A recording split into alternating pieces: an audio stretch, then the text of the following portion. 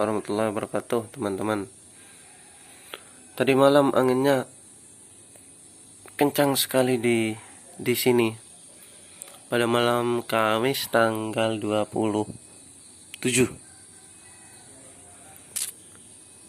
Ya, sekarangnya tanggal 27. Ternyata ini antena pohon pepaya tumbang, teman-teman. Pas paginya udah kita keluar udah tumbang kayak gini. Nah, udah tidur. Kita daun. Nah, ya kan teman-teman? Gimana teman-teman?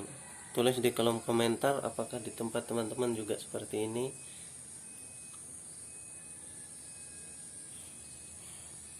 Ya, tapi karena ini barengan sama tiang antena, dia diikat jadi nggak terlalu keras jatuhnya.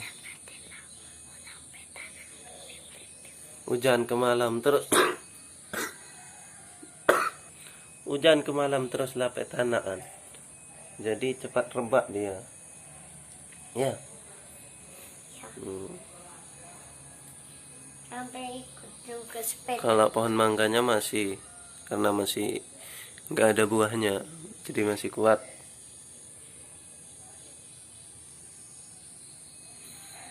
Oke teman-teman, tulis di kolom komentar apakah sama atau enggak. Terima kasih. Jangan lupa dukung YouTuber baru Sunardi Channel dengan cara like, komen, dan subscribe. Assalamualaikum warahmatullahi wabarakatuh. Dadah.